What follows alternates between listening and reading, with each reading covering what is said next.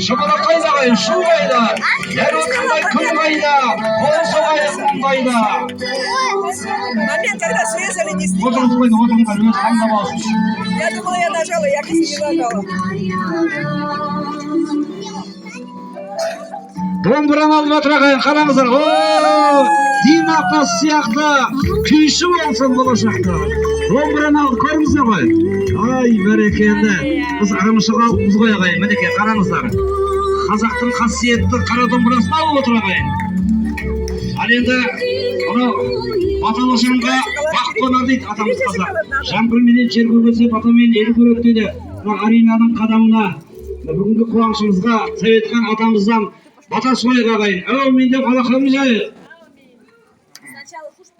Жаратқан ием жасаған Аллаға қайыр.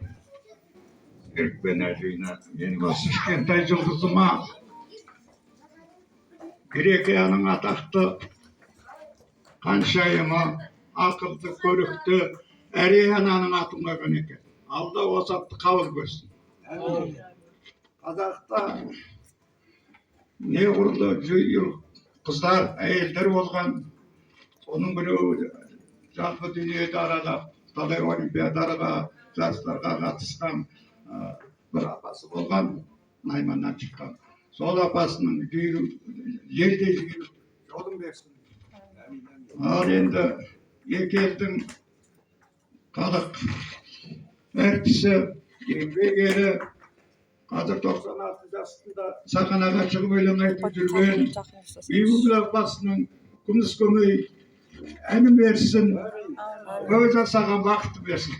Барлықтарыңызға тілектер, баламыз керемет, мықты, ақылды, көз жасайтын азамат болсын.